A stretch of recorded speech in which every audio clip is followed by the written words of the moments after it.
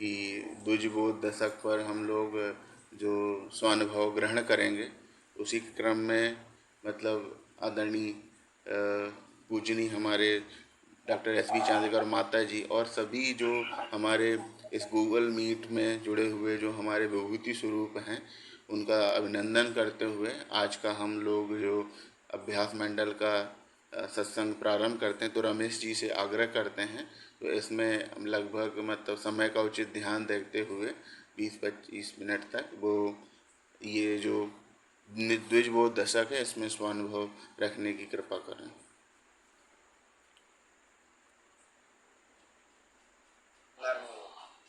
आवाज पर सबको जी जी प्रारंभ करें। जी हाँ करें जी। सदगुरु भगवान की जय, विश्वरूप परमात्मा की जय, सनातन धर्म मातृदेवाय नर्मदे। यस्मज्जातं जगत् सर्वं यस्मिन्नेव प्रलीयते, येनेदं धारते चैव तस्मै परमात्मने नमः, तस्मै परमात्मने नमः।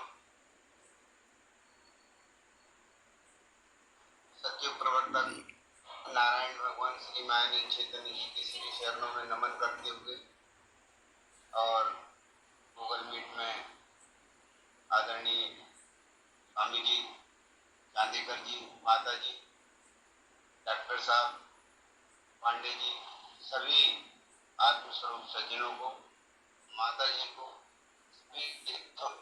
चरण वंदन करते हुए निजबोध दशक का जो मुझे दिया था, मैं उतना तो नहीं है मेरे पास ज्ञान, पर फिर भी जितना अनुभव में आया वो उसको मैंने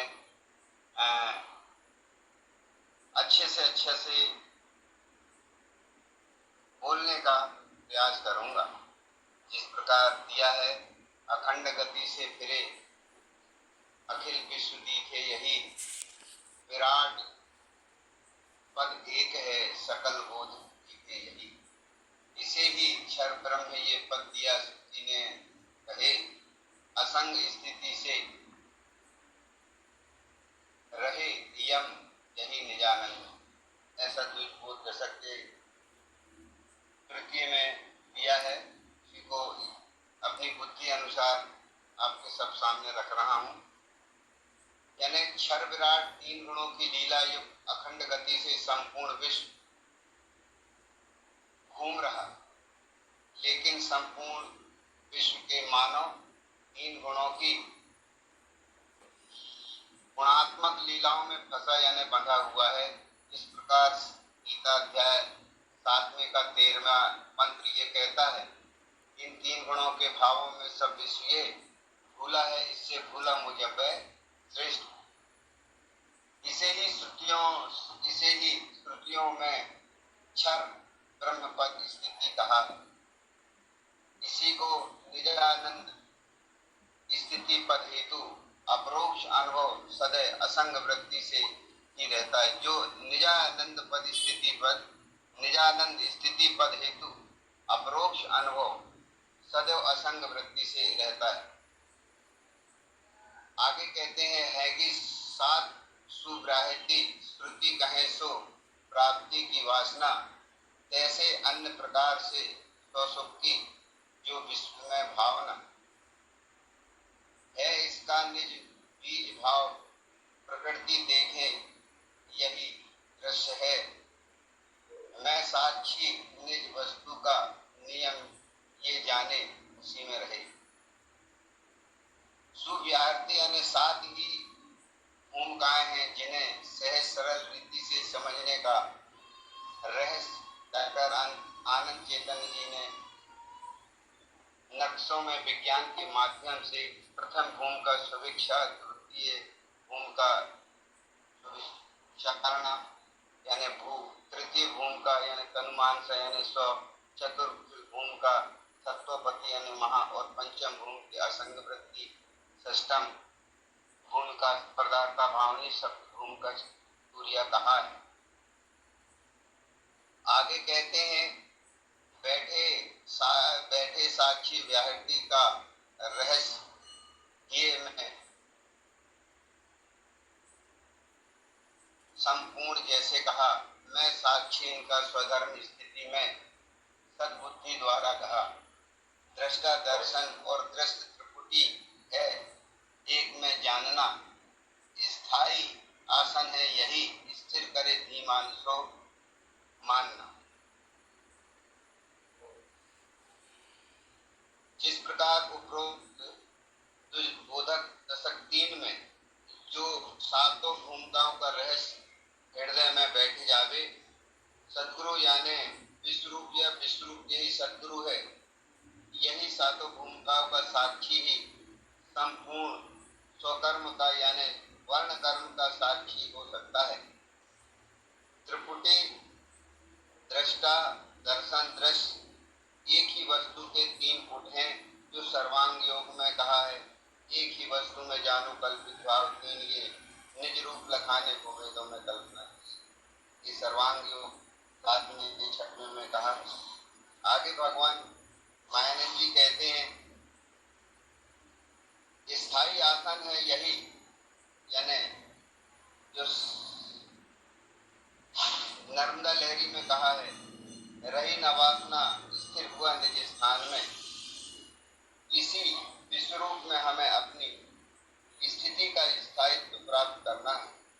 बुद्धि में आदरणीय रमेश जी, ये आप प्रस्तावना पढ़ रहे हैं विमलानंद जी की। पहला जो दशक में पहली भूमिका जो है पहला, वो उसको नहीं पढ़ रहे आप विमलानंद जी की प्रस्तावना पढ़ रहे हैं शायद। आपको ये विषय नहीं दिया गया था शायद। पेज नंबर 27 देखिए, पेज नंबर 27।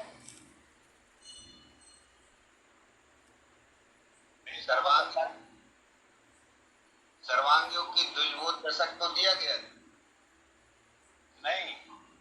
पांडे जी बताएं, आप यही है था। हाँ, आज द्विजबोध दशक पे चर्चा होनी थी अपनी। हाँ तो शायद पहला पॉइंट लिया गया था। चलिए जैसा भी उचित। यही कहा ना पांडे जी? जी जी यही है। हाँ? जी जी यही है यही है।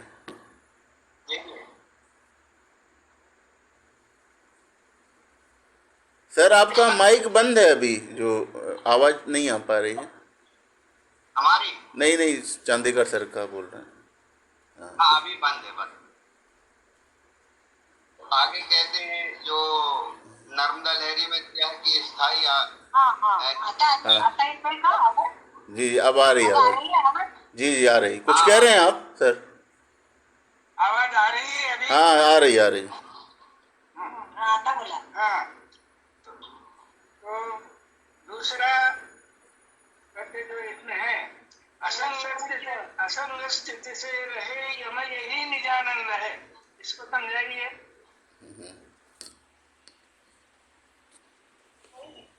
जी हाँ, ये असंग स्थिति क्या है और यम किसे कह रहे हैं भगवान? यम निजानंद स्थिति यानी जो क्षर के ऊपर जो बैठ जाता है, क्षर अक्षर पुरुषोत्तम के ऊपर जो बैठ जाता है, वही निजानंद की स्थिति, निज का आनंद नहीं बैठ जाता था। ऐसा मेरा अनुभव। मैं बोलने में निश्चित शब्दों में भी निश्चित चाहिए। क्षर पे ऊपर बैठ जाता है और फिर कह रहे हैं कि क्षर अक्षर पुरुषोत्तम पे ऊपर स्थिति हो जाती है। निश्चित क्या कहना चाहते हैं? ये क्षर अक्षर पुरुषोत्तम की स्थिति में जो बैठ जाता है वो निजानंद स्थिति में ही रहता है। अब पुरुषोत्तम और अक्षर आया ही नहीं अभी वहां पे। तीसरे अध्याय में क्षर भाव तभी चौथे पद्य तक क्षर भाव ही समझा रखते हैं ना। वैसा किसी का किताब पढ़ के एकदम उसको सुलझा नहीं सकते। ये अभ्यास मंडल का ध्येय है यही कि हमें क्या समझा, हमें हमको क्या हुआ। किसे कहते हैं, बतलाइए। समय को यम कहा स्वामी जी यहाँ पर, असंग स्थिति में रहे। यम यानी समय अनुसार क्षर अक्षर की स्थिति में रहना चाहिए, ऐसा मैंने समझा है। ठीक है, आपने जो यम शब्द का अर्थ क्या है? समय, क्षर का समय, अक्षर का समय, पुरुषोत्तम का समय जैसा रहे। ये यम, हाँ, यम का शब्द को शब्दार्थ बदला दिए समय। लेकिन यम के 4 अंग है, 8 अंग है यम की।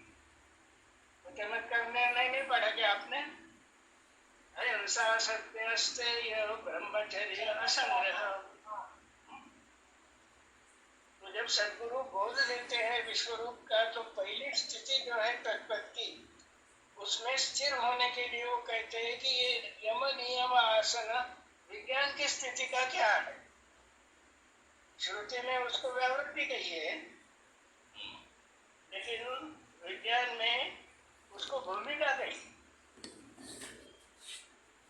ये भगवान जब समझा रहे व्यावृत्ति यानी श्रुति की व्यावृत्तियां नहीं है।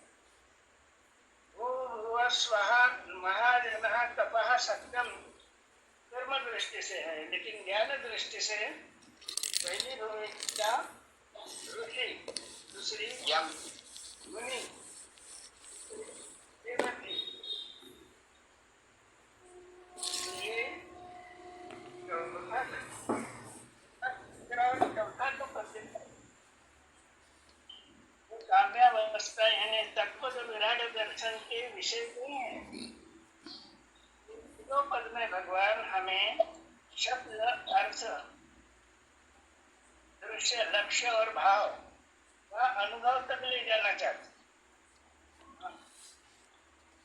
तो यम का मतलब समय है, अखंड गति से घूम सकता, ये ठीक है, लेकिन यम के अंग भी मालूम होना चाहिए ना, कि भाई अगर मुमुक्षुत्व नहीं होगा तो कम से कम सद्गुरु का बोध होने के बाद रहन सहन में सत्य, अहिंसा, अस्तेय, ब्रह्मचर्य, संग्रह, इसका तुम्हें विचार करना चाहिए। कभी विचार, कभी तत्पद का दृश्य जो है का अनुभव आने के बाद निजानंद दिखेगा। क्षमा कीजिए, जो अभ्यास है वो केवल शब्द का अर्थ बतलाना ये नहीं है। भगवान कहते हैं कि भगवान कहते हैं क्षरभाव समझाने के वक्त भगवान क्या कह रहे हैं? अब ये ध्यान में बैठे संपूर्ण इसे हेतु से, ध्यान में बैठना है ना, संपूर्ण इसे आदि में क्षर का भाव देखना निज बुद्धि से। निज बुद्धि से देखो,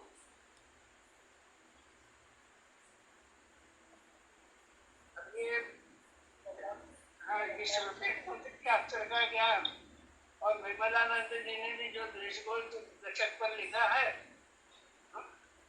उसका पूर्ण समर्थन डॉक्टर आनंद जी ने नहीं किया है।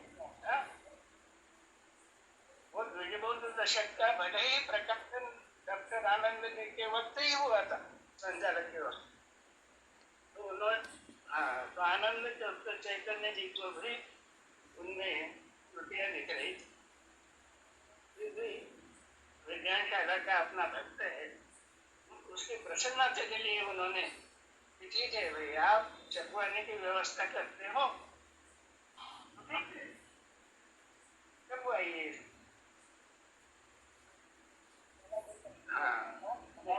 लेकिन ये भी यम नियम आसन समझने के लिए भगवान का चमत्कार निर्णय का जो अध्ययन है हमारे लिए उन्होंने स्पष्ट किया, वो फिर से समझने की आवश्यकता। तो यम यानी सत्य, बोलने चालने में हमेशा सत्य ही रहते हैं कि हम परमात्मा को जानने निकले। अहिंसा मैंने जब शब्द बोलेगा तो शब्द स्पर्श रूप गंध इनमें विशेष आ जाना चाहिए ना। अहिंसा अस्तेय, जो वस्तु मेरे हक की नहीं है, या मेरे अधिकार की नहीं है, उसको उपभोगने की इच्छा अगर हो गई तो हम असंग स्थिति में नहीं रहे। ये असंग स्थिति का अर्थ बिल्कुल शब्द से नहीं लेना चाहिए। असंग स्थिति ये बहुत बड़ा पद है जिसको विराट पद कहा है। असंग स्थिति ये हो गया तीसरा। चौथा वैसे सप्तव्यावृत्ति, तो ये सप्तव्यावृत्ति कर्मकांडियों ने जब मौली बंधन किया जाता है तो शब्दार्थ उसको बतलाया जाता है व्यावृत्ति का। वहां से भूमिका ज्ञान की भूमिकाएं नहीं होती, उसे बोले नहीं दिए। धर्म संस्थापना का ये जो अंग है, धर्म संस्थापना यानी श्रुति में वेद कहते बीज बोल दशक लिखने का उद्देश्य। अब देखिए पढ़ते वक्त भी छंद में पढ़ना चाहिए ना। छंद में लिखा है भगवान ने तो कौन सा है ये बच्चे जो है छंद क्या है? शार्दूल विकृत छंद। शार्दूल विकृत। हाँ शार्दूल विकृत छंद। हाँ, शार्दूल विकृत छंद तो ठीक से पढ़ना चाहिए ना उससे छंद पर, क्योंकि ये सब भगवान कहते हैं कि हमने सब वेद ही लिखा है। शार्दूल विकृत छंद ये मंत्र है वेदों के, भगवान ने लिखे हुए। रचयिता कौन है? नारायण ऋषि, भगवान मायन चैतन्य। तो शार्दूल विकृत और देवता है विश्वरूप परमात्मा। विश्वरूप परमात्मा का विराट पद जो है उसका दर्शन हमें करा रहे। इस तरह से मनन करना चाहिए। अब मनन और निधिध्यास जब तक पूरा नहीं होगा, इसीलिए तत्वों का संपूर्ण ज्ञान मतलब समझना। 40 साल से हम लोग सब सुनते आते वैसे के वैसे ही रिपीट कर रहे ना, ये मनन नहीं है, ये बुद्धि। तो जानने के लिए भी भगवान कहते हैं कि अपने बुद्धि को इस्तेमाल करो, जो स्वाभाविक बुद्धि है, बुद्धि सत्व का रूप है, उससे जानो। ठीक है, हाँ अब आसन स्थिर करो। कहाँ पे आसन स्थिर करेंगे? आसन बुद्धि में ये रहीनाबाद। हाँ उसी में जो नर्मदा लहरी में दिया है कि रहीनाबाद ना स्थिर हुआ निज स्थान में या स्थित हो रही में संपूर्ण विश्व। इसमें ये स्थायी भूमिका में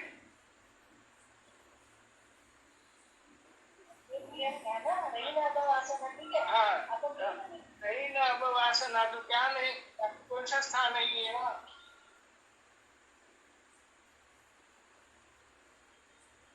अंतिम स्थान है स्वामी जी।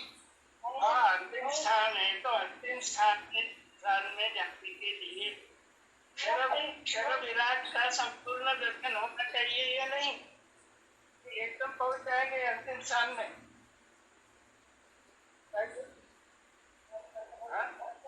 तो क्रम से ही जाना पड़ेगा ना जी। तो इससे हमारा मनन अभी तक पक्का नहीं हुआ है, तो निधिध्यास भी नहीं हो रहा है बराबर। तो आसन भगवान इसमें यानी निष्पक्ष स्वरूप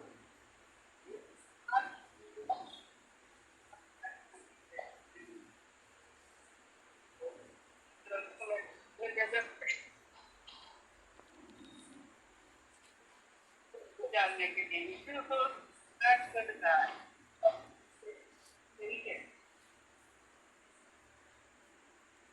देखते हैं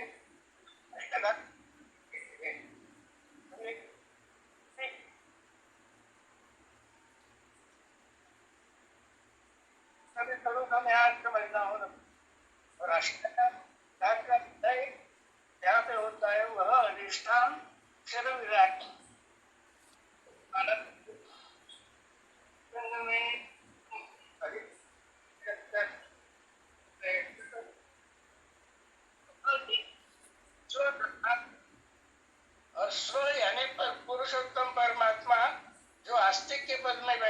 उसका ये स्वरूप है विराट।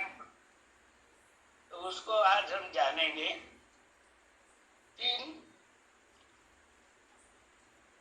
अभी तक तीन अभ्यास के सप्ताह हुए हैं। आज उसको पूर्ण करने का मैं प्रयास करूंगा। इस विषय में और किसी को बोलना हो तो बोलिए, फिर मैं ये विराट पद का यथार्थ दर्शन जो है वो मेरे ध्यान में जहाँ तक आया वो आपके समक्ष प्रस्तुत करता हूँ। साधन नर्मदे है स्वामी। ये जैसे दूसरे श्लोक में असंग स्थिति से रहे यम यही निजानंद है। हाँ, तो मैंने ऐसा समझा है उसको आपके सामने में। असंग स्थिति है ना, एक शायद प्रकृति है। चौधरी साहब जी चौधरी साहब अभी आप अपना अनुभव बाद में रखेंगे। डॉक्टर साहब छत काट के बारे में समझा रहे हैं, उसको हम समझते हैं। जब आपसे कहेंगे वो रखने के लिए तब रखा तो ज्यादा अच्छा रहेगा। वो असंग स्थिति है, वो आपके साथ डॉक्टर साहब ने जो कहा है धर्मराज के बारे में जो रख रहे हैं उनको रखने देते हैं। शब्द आपको मालूम है असंग स्थिति, लेकिन असंग स्थिति का अनुभव विराट पद में है, ऐसा ये पद कह रहा है।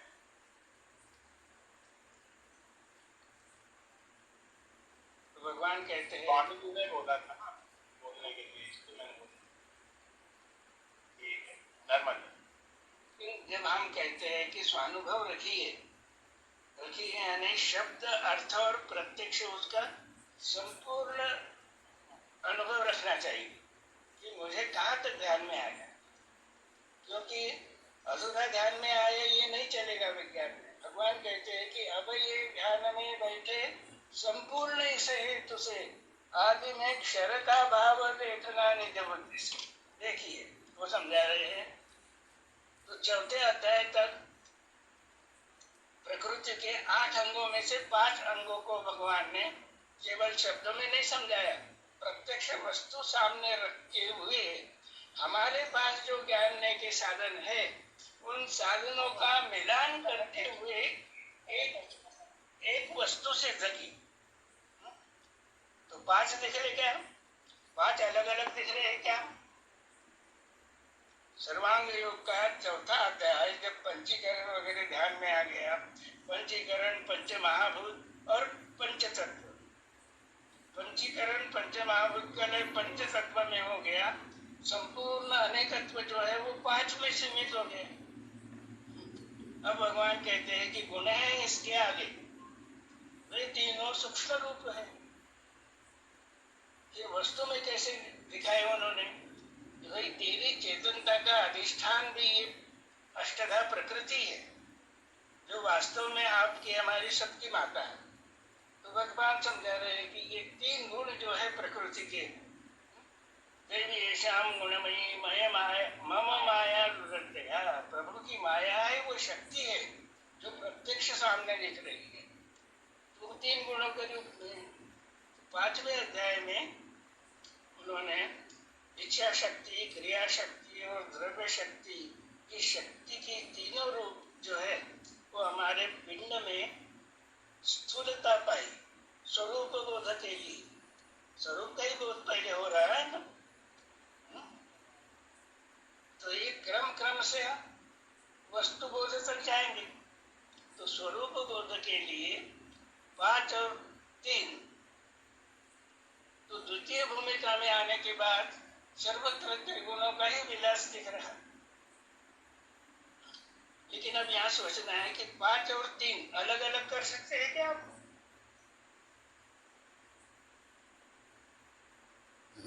नहीं। जैसे 5 तत्वों को जाना यानी हम उसके साक्षी हो गए, तो पंच तत्व में नहीं लटकेंगे, असंग स्थिति दे रहे। शब्द स्पर्श रूप रस गंध उनसे ही व्यवहार हो रहा है।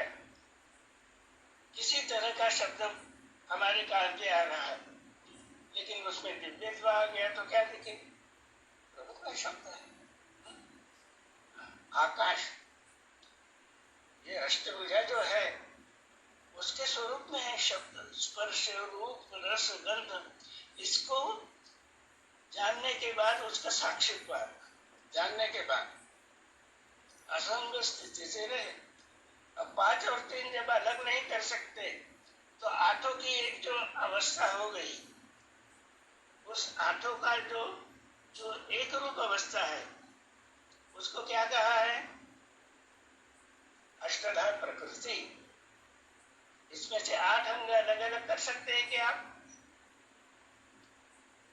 अब जानने पर ये ध्यान में आ गया कि हमारी मन बुद्धि और अहंकार जो कार्यरत हो गया है, ये कहाँ से आया है? ये जो स्वरूप है वस्तु का, वस्तु के स्वरूप विराट पद जो है उसके अष्टांग जो है, वो अष्टांग यहाँ पे पंच ज्ञानेन्द्रिय मन बुद्धि अहंकार करके कार्य करते जानेगा। तो ये ध्यान में आ गया कि ये अष्टधा प्रकृति जो है, इसको समझने के बाद ये ध्यान में आ गया कि अष्टधा प्रकृति क्षर विराट जो उसको कहा है, उस पद में उसका लय होता है, यानी वो उससे अलग नहीं है, स्वरूप और उसकी शक्ति। इसलिए अष्टधा और अष्टधा स्थूल है, इसलिए दिखती है, और साम्यावस्था उसका सूक्ष्म भाव है, इसलिए आंखों से नहीं दिखेगा, उसको बुद्धि से ही जानना पड़ेगा। तो भगवान कह रहे हैं 5वें अध्याय में 5 और 3 इसका अनुभव देने के बाद ऐसे ही ये 8 ही अंग स्थित है क्षर भाव में। वहां उन्होंने अष्टांग प्रकृति नहीं कहा, लेकिन अपने साहित्य में जगह जगह उन्होंने इसको स्पष्ट किया कि भाई प्रकृति हमारी माता है, और ये शक्ति किसकी है? प्रभु। 5 और 3 गुण आए हैं, तो 5 और 3 8 में पंच तत्व जड़ शक्ति है और त्रिगुण क्रिया शक्ति है, और जड़ शक्ति और क्रिया शक्ति का जो अधिष्ठान है, पूर्ण रूप अधिष्ठान, उसको सामने अवस्था है, इच्छा शक्ति है वो। तो ये त्रिगुणों की जो भाव में चल रही है, वास्तव में किसका स्वरूप है?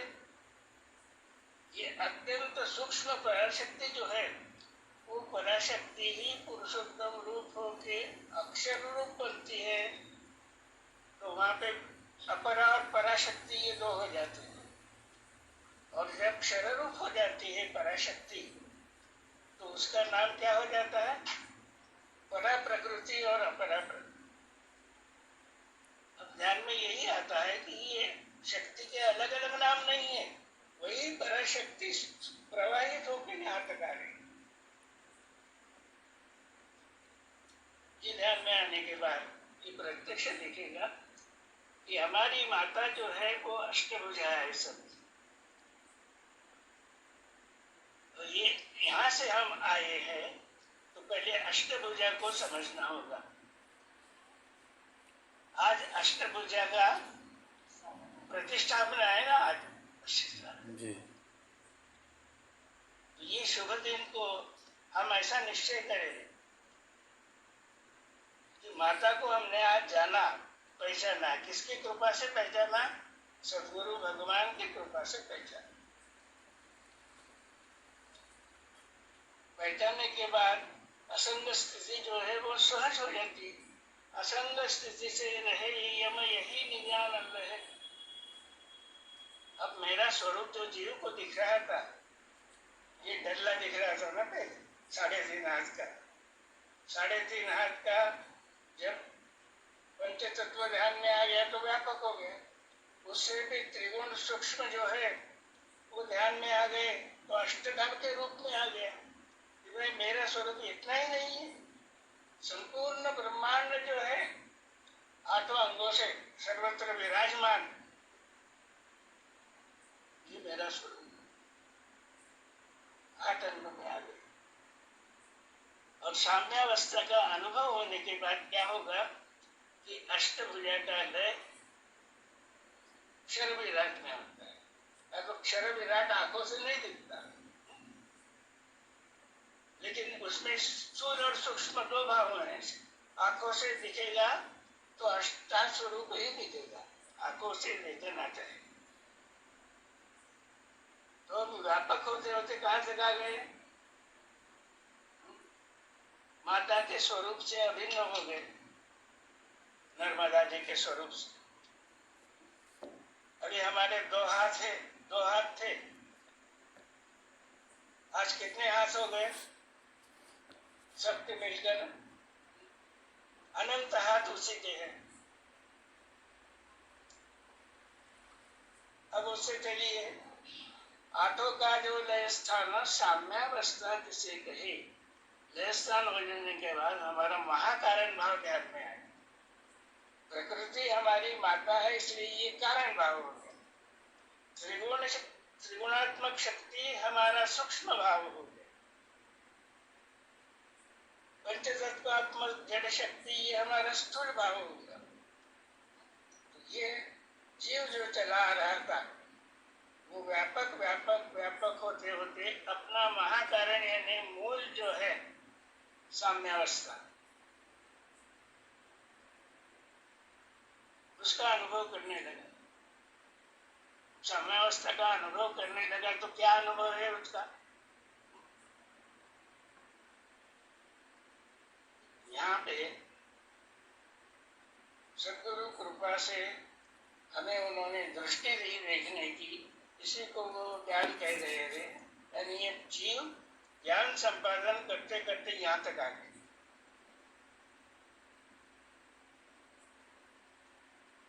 तो जीव की व्यापकता कैसे बढ़ गई? तो ये जीव पहले तो पंचतत्वात्मक हो गया, पंचतत्व में रहने लगा। उससे सूक्ष्म जब स्वरूप देखा तो त्रिगुणात्मक हो गया, त्रिगुणों में रहने लगा। उसके सूक्ष्म देखा, अधिष्ठान देखा तो अष्टधा में रहने लगा।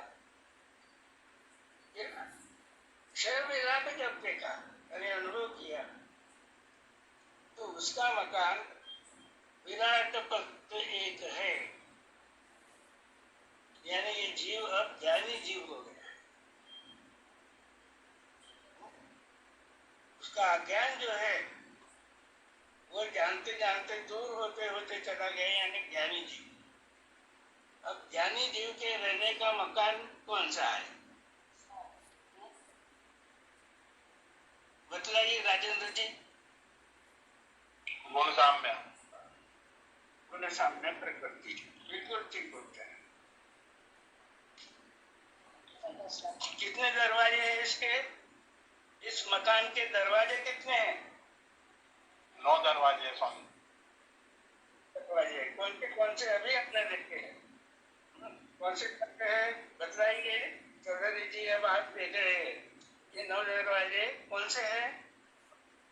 पृथ्वी, जल, अग्नि, वायु, आकाश और त्रिगुण और गुण को सामने सर्वांग हो गए 9। जी। अब कितना हो गया? क्या स्वरूप हो गया उसका? जो पुरुषोत्तम परमात्मा का स्वरूप है वही ज्ञानी जीव का स्वरूप हो गया। अनुभव में आ रहा है या नहीं चौधरी जी? जी स्वामी। तो हम कहाँ रहते हैं अब? नवद्वार के मकान में रह रहे हैं। असंग स्थिति रहे, भगवान कहते हैं इसमें अलिप्त मत हो जाओ कुछ शब्द स्पर्श रूप रस शब्द स्पर्श या जड़ शक्ति, क्रिया शक्ति, द्रव्य शक्ति।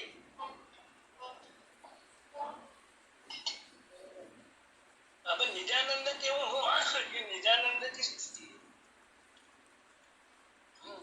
भाई। अज्ञान के जीव रूप में मैंने काकड़ पत्थर एक कर मंदिर बनाया था, मस्जिद बनाया था और मकान बनाया था। अब सदगुरु ने बनाया अपना मकान जो है अनादिकाल से चला हुआ वो बता दिया। अब ये किसका वैभव दिख रहा है आपको? बतलाइए डॉक्टर साहब। ये वैभव आपसे कोई भिन्न तो नहीं है। जीव को जैसे जैसे ज्ञान होता गया तो जीव ज्ञानी हो गया तो उसको तो वो मेरा वैभव है ऐसा नहीं कहेगा। वो कहेगा कि मेरी माता प्रकृति जो है, नर्मदा माई, उसका वैभव है। ये सब विराट पदई कहे, क्या कहा है उसमें?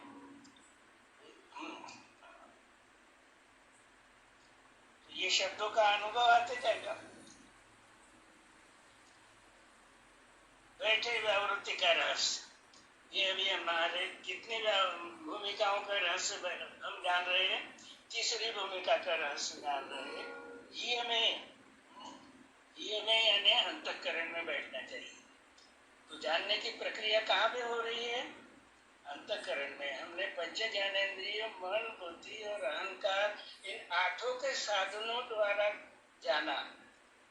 तो इन साधनों में ज्ञानेंद्रिय स्थूल साधन है और मन, बुद्धि, चित्त, अहंकार ये सूक्ष्म साधन। और मन, बुद्धि, चित्त, अहंकार का कार्य कहाँ पे चल रहा है? अंतःकरण में चल रहा है।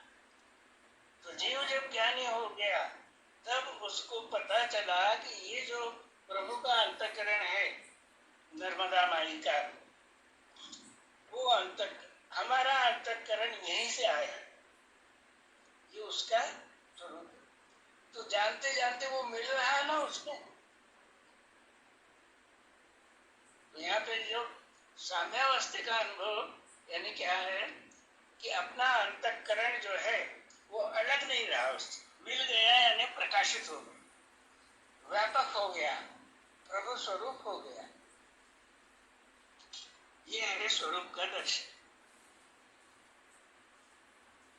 तो ये आज की घट स्थापना हो गई। हम जो घट इतना समझ रहे थे, हमारा 3.5 हाथ का, ये घट को अपना आसन जो है, वो स्थान, अधिष्ठान आज मिल गया, स्वरूप, गुण, साम्य, प्रकृति, ये यहाँ पे आसन स्थिर करना है। अब क्या होता है कि श्रुति स्मृति ग्रंथ पढ़े हैं ना इसके, तो भगवान कहते कि नहीं, निज बुद्धि से देखो। और भगवान के भी ग्रंथ में कुछ अड़चन आई तो चर्चा करके हम समझ सकते हैं, लेकिन बाकी के ग्रंथ देखने के पहले भगवान ने जो सिद्धांत रूप लिखे हैं ग्रंथ, भगवान ने, स्वराजानंद जी ने, डॉक्टर आनंद चैतन्य जी ने, उसका अभ्यास करना।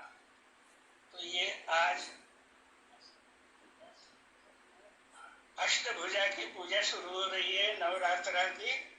तो हमें आज घट स्थापना हो गई। अब ये घट स्थापना होने के बाद सुनी हुई और पढ़ी हुई बातें फिर से सामने आते रहेगी, तो इसी को अज्ञान कहते हैं।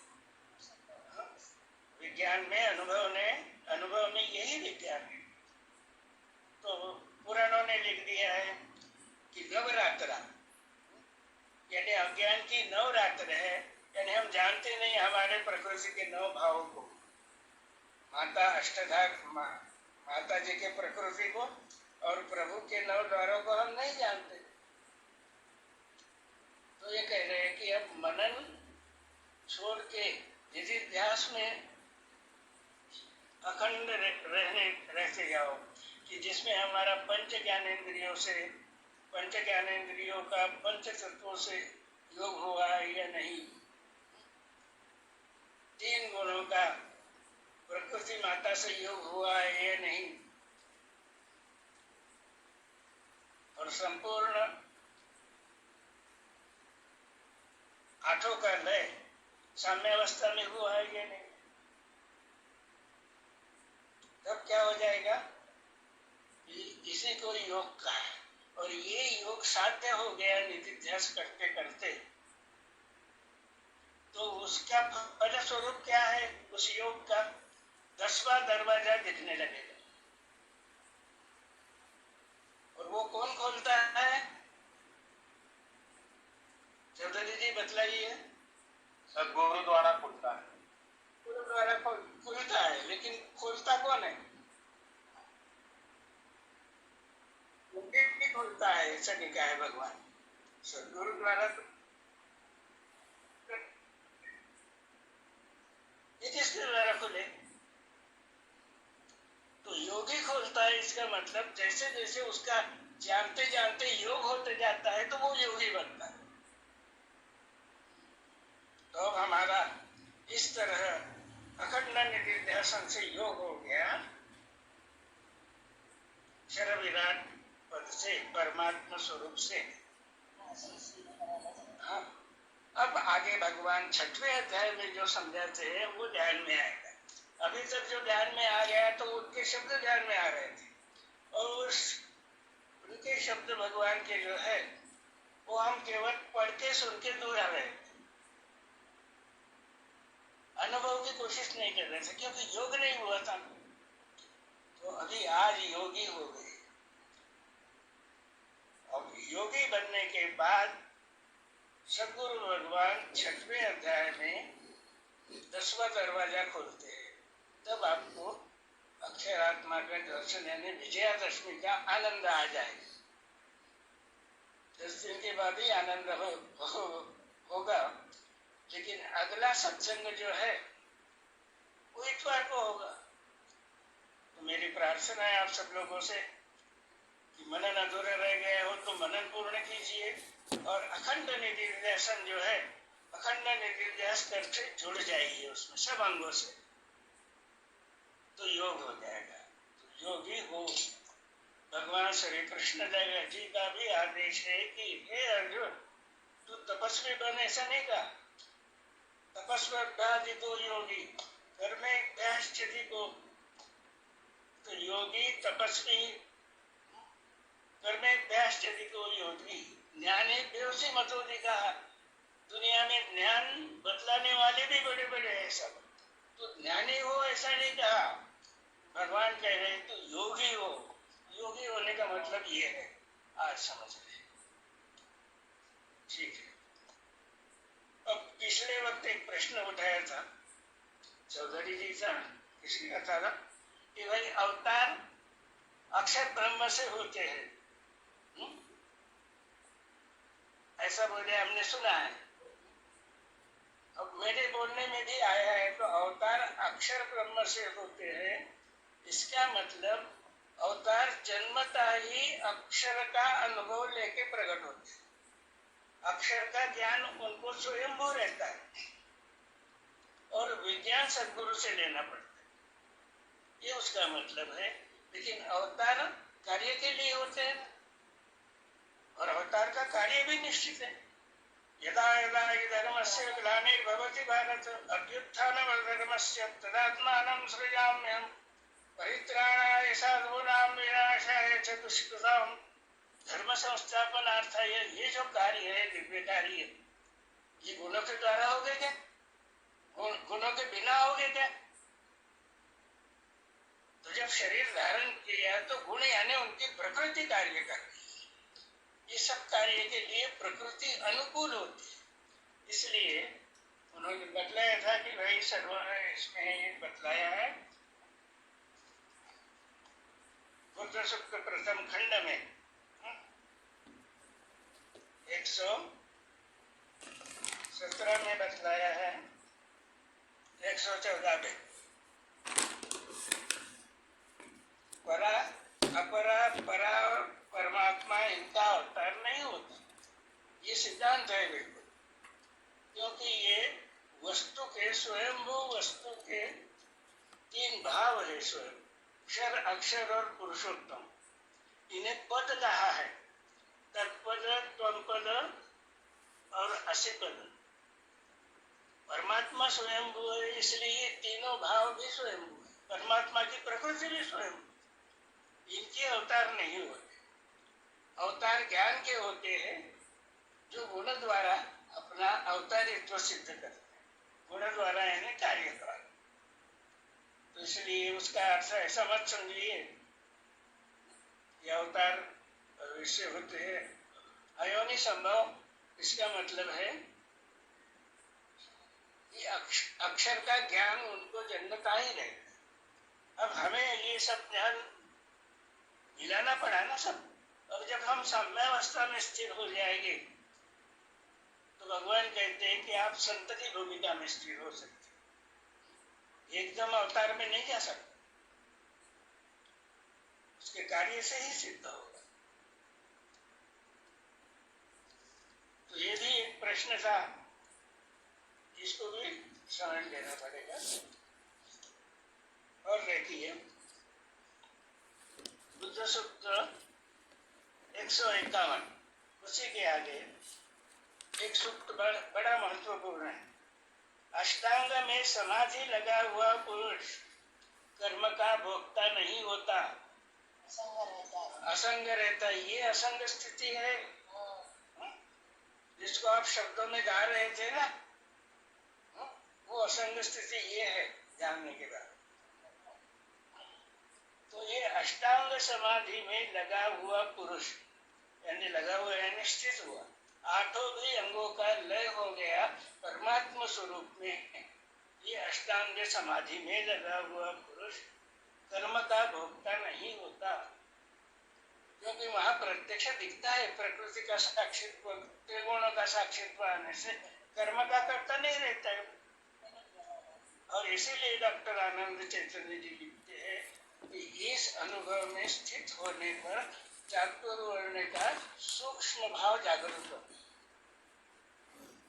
हमारा स्वभाव, हमारी प्रकृति और विश्व प्रकृति एक रूप हो जाने से विश्व प्रकृति के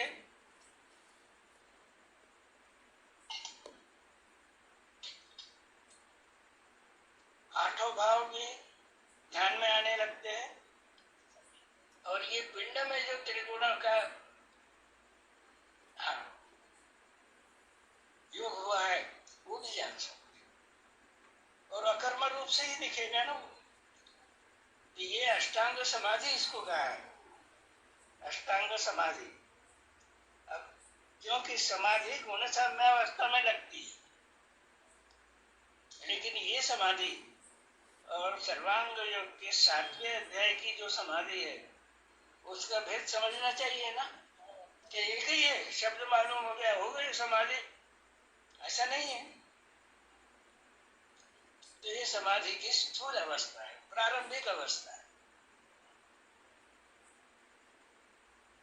अब ये प्रारंभिक अवस्था जब सूक्ष्मता में जाएगी समाधि, तो 10वां दरवाजा खुलने के बाद सूक्ष्मता में जाएगी। तीसरा दरवाजा जो पुरुषोत्तम भाव है, वो जब सद्गुरु समझाएंगे तब उसका कारण भाव ध्यान में आ जाएगा। और जब संपूर्ण त्रिपुटी का लय होके हम पर ब्रह्म सद्गुरु स्वरूप से तद्रूपता हो जाएंगे, तब समाधि की अवस्था ये अखंड रहने लगे। तो एकदम से वो शब्द नहीं कह सकते हम यहाँ पे, ऐसा क्रम है ना सर्वांग योग, इस तरह से समझा। आगे पढ़ लेता हूँ, वाक्य बड़ा महत्वपूर्ण है। सूक्त समाधि गुण साम्य में लगती है, और गुण साम्य अवस्था ही कर्म भोग की साक्षिणी अवस्था। कर्म भोग की साक्षिणी अवस्था है, यानी कर्म कर्तृत्व भाव नहीं रहता है, ये उसका अर्थ है। इसलिए गुण साम्य में समाधि लगा हुआ पुरुष कर्मों का साक्षी रहता है, कर्म करता नहीं, कर्मों का साक्षी रहता है। ये भी स्थिति को बिल्कुल आसान नहीं है योग हो जाना उसमें। फिर भी प्रभु कृपा से आप हम सब लोग शब्द ज्ञान, शब्दों में तो विज्ञान हमें मिला, शब्दबोध हो गया, लेकिन अभी 8 दिन बाकी है। उसमें मनन में कुछ त्रुटियां हो गई, तो वो इसका निधिध्यास करते करते वो मनन की त्रुटियां दूर करके निधिध्यास की पूर्ण अवस्था में पहुंच जाए, तो ध्यान में आएगा कि भगवान का उपदेश और सामान्य उपदेशक का उपदेश, इसमें कितना अर्थ है। वो आस्तिक के पद में बैठ के उपदेश करते हैं, और इसीलिए वे कहते हैं कि मेरा साक्षात्कार औरों का श्रवण है। ये ध्यान में लेना चाहिए भाई, जी तो हम शास्त्र में कहा है। अब हमने ऐसा भी देखा है कि कभी दूसरी भूमिका में आदमी सातों भूमिका का वर्णन कर देता है, ऐसा समझता है कि जैसे सात भूमिका के ऊपर जाके बैठे हैं। विज्ञानशाला में भी हमने देखा है ये चित्र। अब इतनी बड़ी सत्व भूमिका बतलाई तो हम मिलने गए। देवी से हमें बड़ी प्रसन्नता हुई, लेकिन देवी बोलने को भी तैयार नहीं है। देवी हो या देव हो, क्या समझे हम? ये है विज्ञान, ये समझना चाहिए। इति गुह्यतमं शास्त्रम इदं मुक्तम मया। यहाँ पे मैं रुकता हूँ और इस विषय में आज के प्रबोधन में कुछ त्रुटियां हो, कुछ चर्चा हो सकती है 5 मिनट और।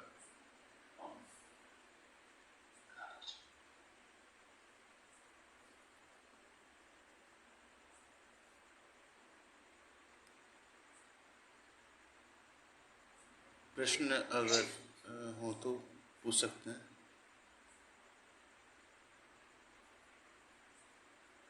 प्रश्न निसंकोच पूछते जाइए। जी।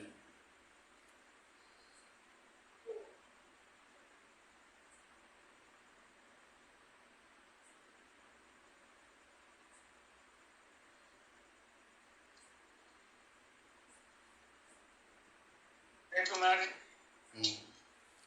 सर जी, तीसरे श्लोक की ऊपर की 2 लाइनें सर समझा दीजिए।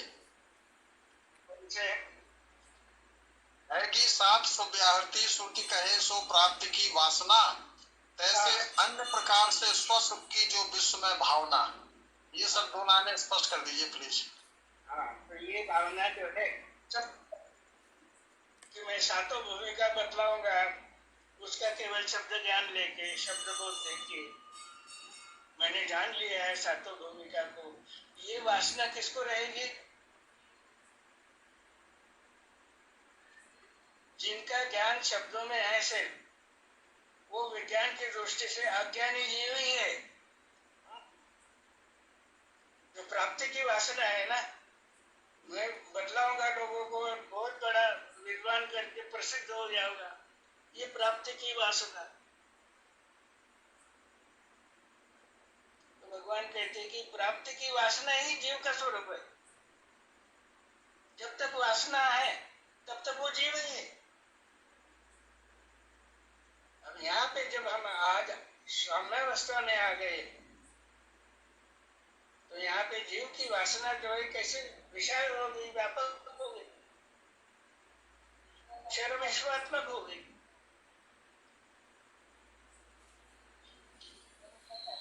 तो हम कारण शरीर में आ गए ना।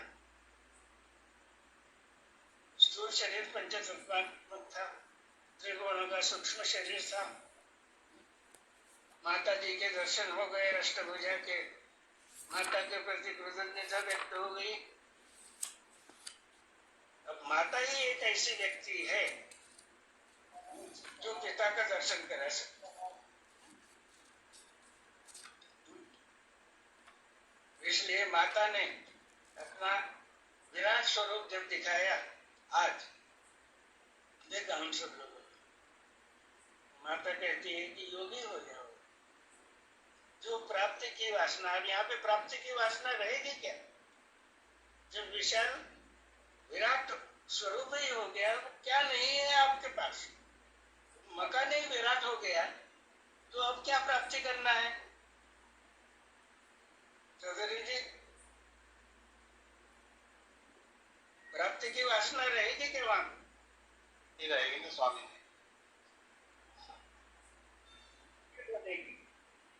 आस्तिक के भाव में स्थिर होने की उसको वासना नहीं कहते हैं, इच्छा है वो इच्छा शक्ति वहां तक ले जाएगी।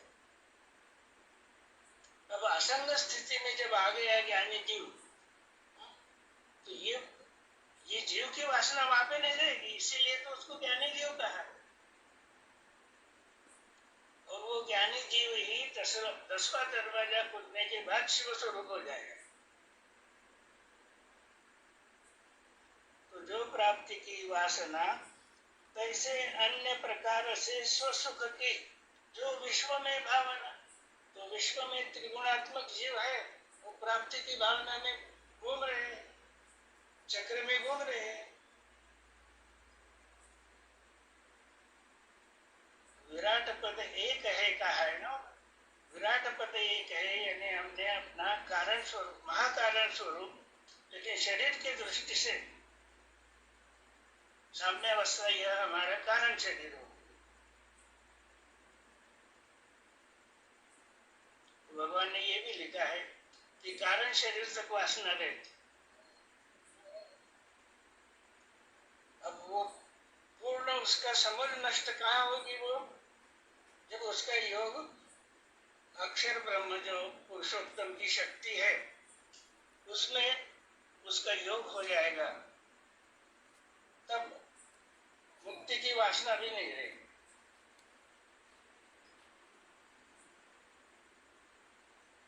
तो इसलिए चक्रावस्था में स्थित जो पुरुष है उन्हें संत कहते हैं। और संत का साहित्य आप पढ़िए, वो कहते हैं हमें मुक्ति वगैरह नहीं चाहिए कुछ। हे प्रभु, आपका अखंड दर्शन होता रहे, यही हमारी इच्छा है। अखंड दर्शन योगी कोई होगा।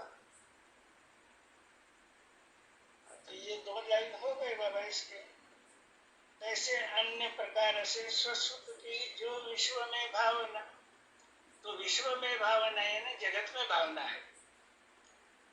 जब आपने विश्व देखा है तो विश्व में यानी साम्यावस्था में ज्ञानी जो जीव है उसमें ये भावना रहेगी। महेंद्र कुमार जी, जब तक ये भावना जीव में रहेगी तब तक उसको ज्ञानी जीव कह सकते हैं कि आप? तो यहाँ पे ज्ञानी का मतलब क्या होता है? अनुभवी, यानी अपरोक्ष ज्ञानी।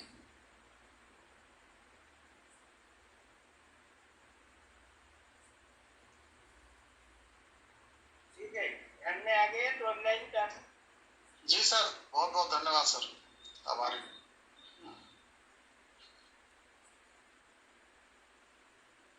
ये वासना का बीज भाव है प्रकृति,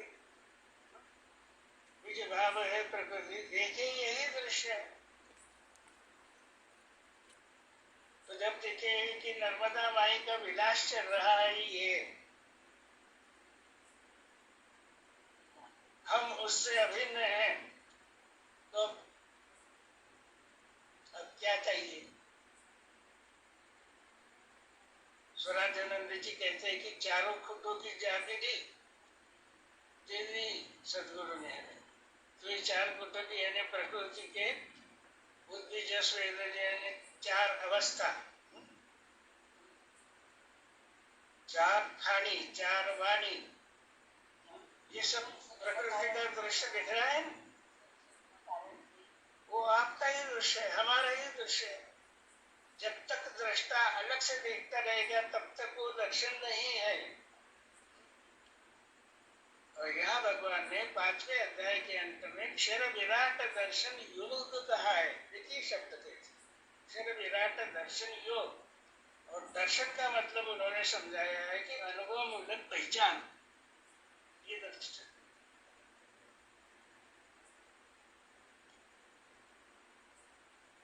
यही निजानंद है स्वामी, यही निजानंद है। अब ये अनुभव में आ रहा है ना। हाँ सही है, एक दूसरे के साथ में अनुभव बोध होता है। यही बोधयंता परस्परम, इसी से निजानंद है।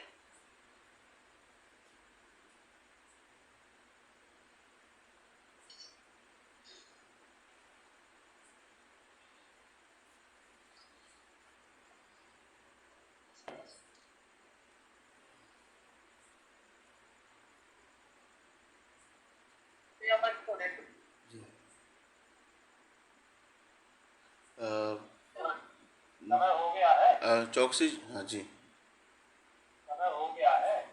अगले रविवार के लिए इसकी जो अपना उद्बोधन दशक है, इसके अंतर्गत 4था और 5वां आसन और प्राणायाम योग है। उद्बोधन, करात्मक उद्बोधन आदरणीय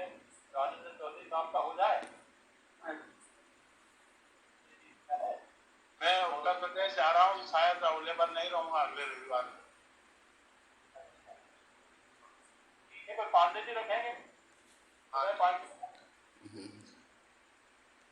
जी।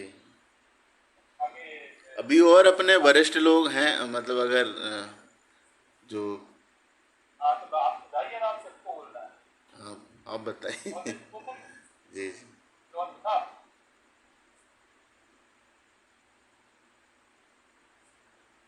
चौधरी साहब आप रखना चाहेंगे अगले इतवार को? वो शायद उनका म्यूट है अभी जो। आप अनम्यूट हो जाइए, चौधरी साहब अनम्यूट हो जाइए। हाँ, अगले रविवार को जी मैं कोशिश करूंगा, कोशिश करूंगा।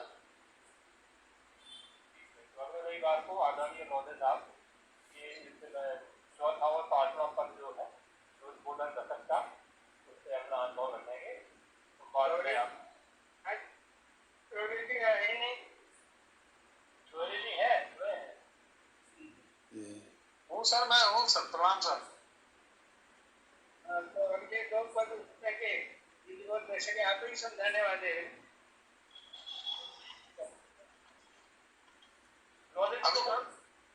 लौंधे जी को बोला गया सर, लौंधे जी को। अच्छा ठीक है सर, मैं कोशिश करूंगा, मैं रखूंगा मेरा स्वागत।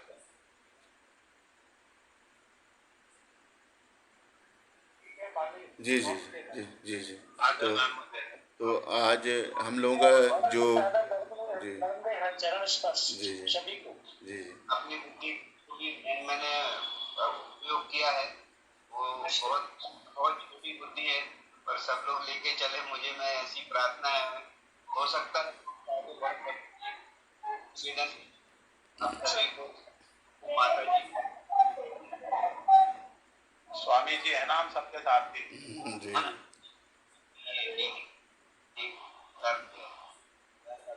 जी। सभी को सादर नर्मदे हर जी। सभी को दुनिया की प्रतिष्ठापना हो गई है ना। जी जी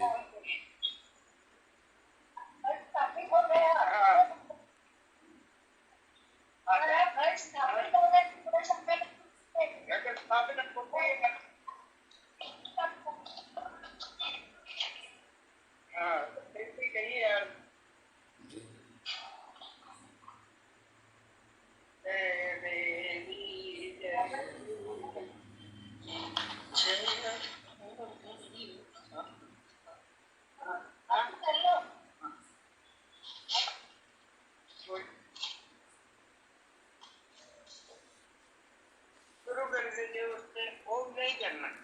जय देवी जय देवा माता, तुम बिना अन्य नहीं यार कुल युग में रहता।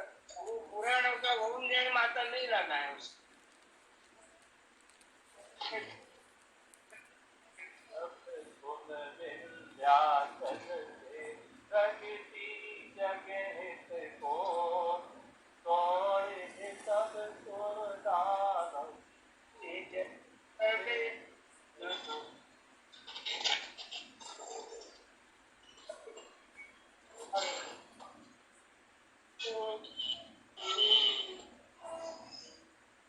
नहीं